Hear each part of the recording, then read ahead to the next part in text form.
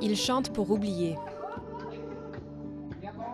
Il y a 5 ans, lors d'une dispute conjugale, sa femme l'a rendu aveugle en lui jetant de l'acide à la figure. Commerçant avant l'accident, Som est maintenant chanteur dans ce centre caritatif.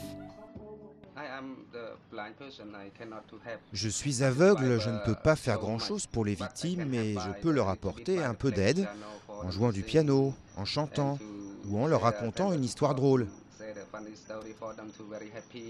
Les attaques à l'acide sont de plus en plus fréquentes au Cambodge. L'acide est une arme bon marché et facile à obtenir, comme dans ce garage de Phnom Penh où le produit est dilué pour faciliter son utilisation. Le produit concentré est également vendu sur les marchés à moins de 2 $ le litre. Conséquence de cette banalisation, de plus en plus de victimes marquées à vie, comme cette jeune mère, Terry, attaquée par sa voisine qui l'accusait de flirter avec son mari, une agression qui a eu lieu sous les yeux de ses 2 enfants, encore traumatisés. Elle dit qu'elle aimerait voir celle qui l'a agressée derrière les barreaux.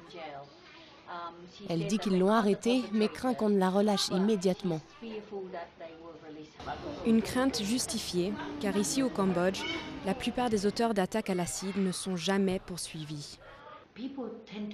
Les gens négocient en dehors du cadre légal. Ils demandent une compensation financière pour se soigner. Et comme ils reçoivent une petite compensation, les agresseurs sont relâchés. La plupart du temps, ils ne sont même pas poursuivis car ils s'enfuient après avoir jeté l'acide sur leurs victimes. Selon cette association, 34 personnes ont déjà été défigurées depuis le début de l'année. Le gouvernement s'est enfin décidé à réglementer la vente de l'acide et à durcir les peines infligées aux agresseurs. Mais certaines victimes se passent de justice. C'est le cas de Som qui a réussi à pardonner à sa femme, devenue bénévole dans le centre où il travaille.